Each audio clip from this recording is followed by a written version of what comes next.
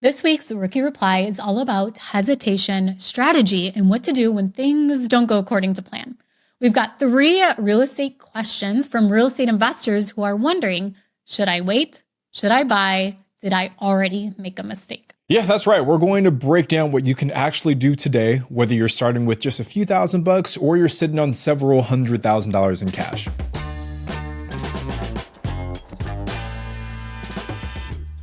Welcome to the Real Estate Rookie Podcast. My name is Tony J. Robinson. And I'm Ashley Kerr.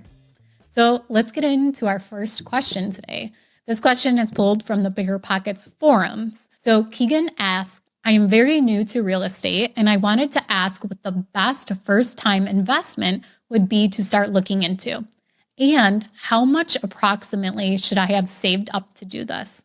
Well, Keegan, I wish that we could give you a very, very specific answer as to what that should be, what strategy, but instead we're going to give you a blueprint as to how you can discover what is the best strategy for you based on what your why is and why are you investing in real estate. Is to quit your W-2 job? Is it for extra money for your family? Is it for retirement in the future? Choosing your strategy is very dependent what you want out of real estate investing. So Tony, what are some of the first things you should ask yourself when you're thinking about what strategy to get into? I think motivation comes down to maybe 4 different potential options. You have cash flow, which is first of mind for a lot of rookies who are thinking about investing in real estate. You have long-term appreciation, long-term wealth building, right? The value of your property going up, the loan balance going down. You have tax benefits. There are some folks who really want the tax benefits to come along with investing in real estate. Those are probably the 3 big buckets. If you talk about short-term rentals as another asset class, you have like the vacation component, but generally in real estate, cash flow, appreciation, tax benefits. So I think starting there first and understanding, I guess even taking it a step further, forcefully ranking from most important to least important. Those motivations are the first step, because I think it's rare that you're going to find one strategy, one property that equally satisfies all of those motivations. Usually there's some sort of trade-off. If you want really high cash flow, maybe you're giving up some of the appreciation and vice versa. If you want really good tax benefits, what does that look like if you are buying in cash flow heavy markets? Is going to be the same. So I think forcefully ranking those is the very first step. What are some of the beginner-friendly strategies to start with? Instead of buying a motel right out of the bat, the first one that comes to mind, and everyone's going to rant at me at the comments, they're so sick of hearing this word, but house hacking. House hacking is one of the easiest ways to get into real estate. Either you already have a primary residence that you can rent out rooms, or maybe you have a separate unit, but also you'll get the best financing from a bank at least on a property that is your primary residence, and you need a place to live anyways. So unless you're a nomad, but you're getting killing 2 birds with 1 stone by having your primary residence as also your investment property. And I think the strategy of 2025 that is all the big hype is co-living. And if you haven't already, check out at biggerpockets.com/bookstore. You can check out the co-living guide that was just released there to find out more information about co-living. But it's a lot of rent by the room.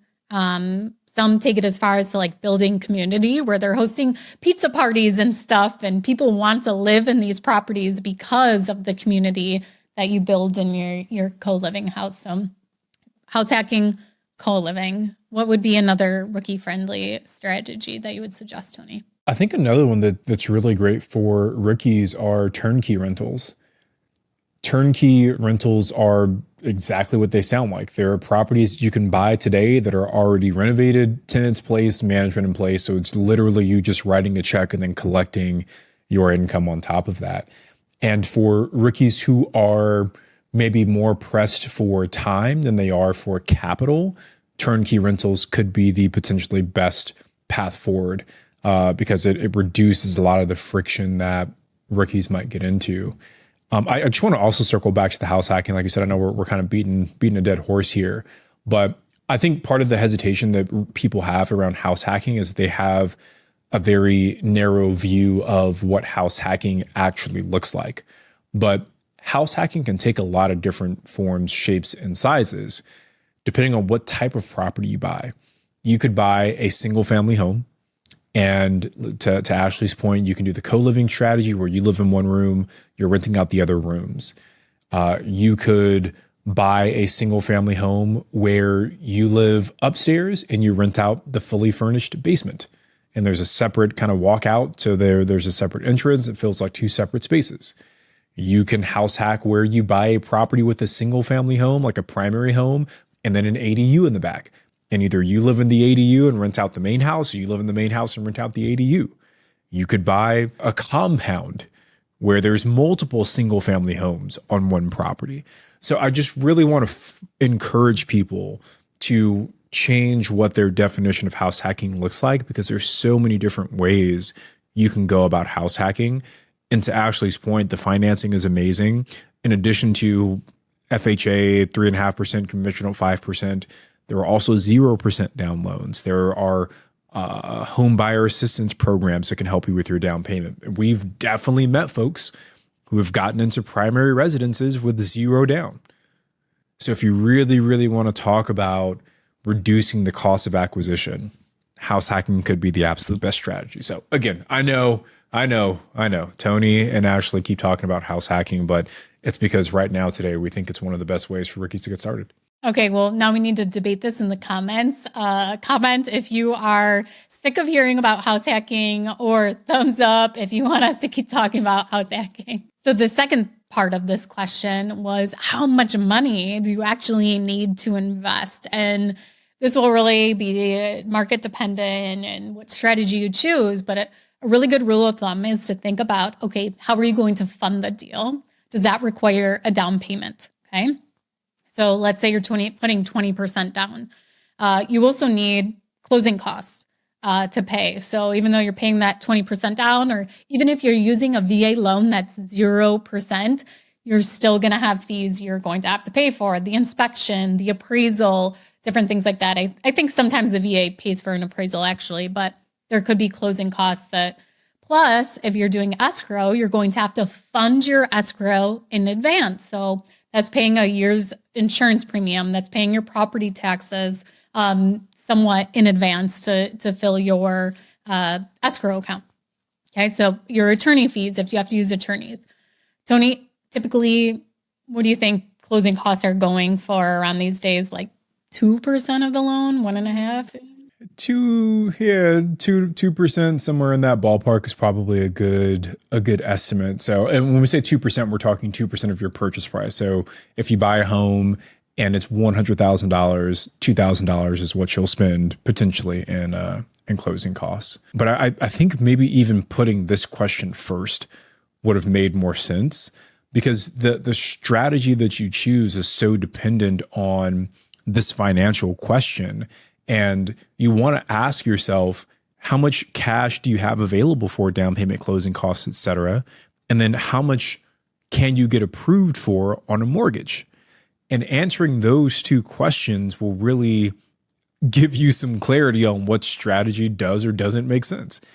If you have $3,000 to your name and you can get approved for a $150,000 loan, and you live in California, chances are you don't have enough saved up to get into real estate investing. Now, if you have $3,000 to your name, $150,000 loan approval, and you live in West Virginia, right, which from a median home price is the cheapest state in the United States, you can probably afford to go out and buy some sort of house hack. So getting clarity on how much capital do you have to deploy into real estate, what kind of loan approval can you get, I think will give you some clarity on what type of strategy you should have. So if you want to answer the question, how much do I need? First ask yourself, how much do I have? Yeah, that's such a great point, Tony. I think not only just the down payment and your closing costs that you need to actually purchase the property, but the biggest thing you needed too is your reserves in place. So along with having, so if you have $20,000 and you're like, oh, well, that's what I need for the down payment, you also need to have reserves in place. And the rule of thumb is 3 to 6 months of your expenses. So what are the expenses that you have on the property? Your mortgage payment, your insurance, your property taxes are the 3 that I like to use. But you could also go ahead as to basically, if the property is sitting vacant, what expenses do you still have to pay? And cover those for 3 to 6 months if you can't find a tenant, or, something happens where the property is vacant, or you need to evict someone. If you have a W-2 or you have another source of income that provides you a large cushion of discretionary income, where if something were to break, a property were to sit vacant, you could cover those expenses with your W-2 income and it not be detrimental to you, then I think you have more of a cushion to go in the 3 months. But if you don't have a lot of wiggle room in your monthly income coming in, or if something detrimental happened that you couldn't cover it from your personal income, then I would go on the 6 month side. Best case scenario, that money just sits there and you can put it into a high yield savings account and you make a little money off of it. Worst case scenario, you spend that money on upkeeping the property, paying down the mortgage payment, for an eviction to get somebody out of a property. But you have to have the mindset going in that this money is meant to be spent. This is not my life savings. This is money. So aside from those 3 to 6 months reserves, you should have your own personal or family reserves that if all of a sudden your son has a huge medical bill, you're not pulling the reserves from your property to actually go and fund that bill. So above and beyond what you need to actually close and acquire the property, you need to have other cash. And that's why when people say, I did a zero down deal, I got into a deal with no money. Some people probably do this with no money. They literally have no money, but you want to do those no money down deals and still have those savings, still have those reserves in place. That is the best kind of no money down deal. So just because those no money down deals exist doesn't mean you should physically and literally have no money to your name. Well, Keegan, I know that you asked a very specific question, how much money do I need? But the truth is it is not a black and white answer. And the goal, I think, of what Ashley and I gave you is questions you should be asking yourself to help you evaluate what levers you should be pulling or what data points you should be looking at to help you make that decision for yourself, because it is a very personal question. So our second question today comes from another BiggerPockets member. And this question says, I have $200,000 in cash and no other debt besides a $1,930 monthly mortgage. Pausing really quickly, congratulations to the person who asked this question, because that's a great spot to be in.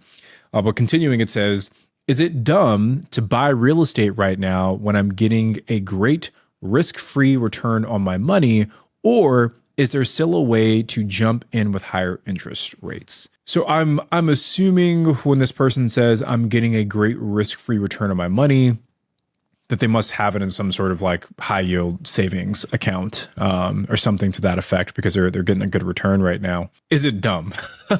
Again, a bit of a loaded question. I'm not sure if there's like a really black and white answer here, but I think, again, Ash and I can pull on some threads here to try and get a better understanding of, hey, does it make sense or does it not make sense? Honestly, my first instinct to react to this question is don't use all of it. Keep some of it.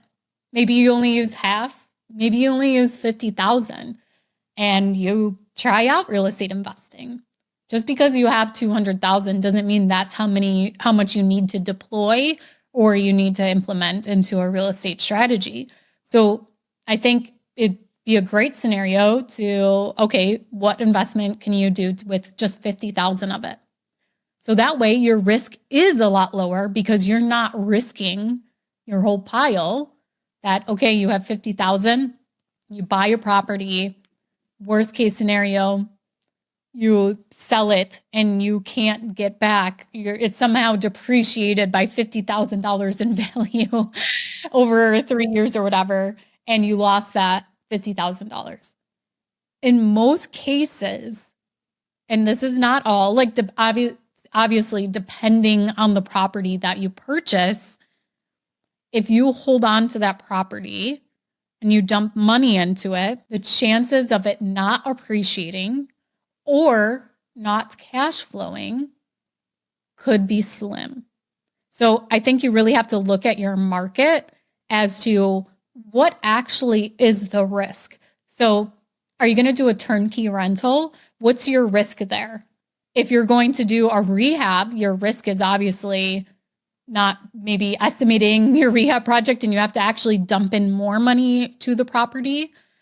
But the things I like about real estate investing is you have control over it. Okay, so you have control over your money, your investment. So to me, is that actually more risky or less risky? So it can go both ways. Like your property could be doing bad because you made a bad decision, or it could be going great because you actually made the decision on what to do or not do. So I think you really need to take into account as to what is risk for you. Does risk mean losing that $50,000 that you invest in the property? What actually needs to happen for you to lose that $50,000? That means you buy it today. Say you're buying a property for $150,000. You're putting $50,000 down. You have a $100,000 mortgage. Okay. The risk you have is that in a year, 2 years, this property is not performing. You're not cash flowing. You're having to come out of pocket.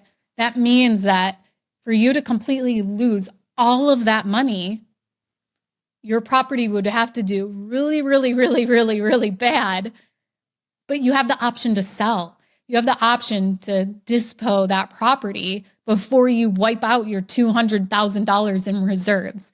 If you get to the point where you're pulling out a ton of money every month, you have the option to get rid of that property before you get further into a hole. So I think, Tony, your Shreveport property is a good example of this, where you decided to exit and it didn't exit as quickly as possible, but you still didn't lose $200,000 on the property. So maybe just, if anyone hadn't heard that story before, maybe just talk about that real quick. Yes, it was the second property that we had purchased. While it was stabilized and rented, it was fine. But after that first tenant moved out, we decided we wanted to sell the property because we were transitioning over to short-term rentals, free up that capital. But that tenant had kind of trashed the place, so we had to do some repairs to get it rent ready, or not rent ready, but ready for sale. And we noticed that we were getting a lot of the same feedback during the walkthroughs. Basically, long story short, we found out there were some foundation issues. We had to cut up the floor, spend a bunch of money getting it repaired, made the property sit empty even longer. It took us a lot longer to get the property sold because of these repairs. We ended up losing $30,000 on that deal to get it sold. So like Ashley said, it was a good deal at some points, a not so great deal near there at the end, but lessons learned, and I still wouldn't undo that deal knowing what I now know today. But Ashley, you make a lot of good points, and I think the first point you made of don't invest the whole thing is a really important one. You can choose how much of the capital you have that you want to invest. But I think the other piece, and it sounds like for this person asking the question that it really is kind of like a monetary, like ROI based question. So I would just model it out. What return are you currently getting on this money sitting in whatever account it's currently sitting in?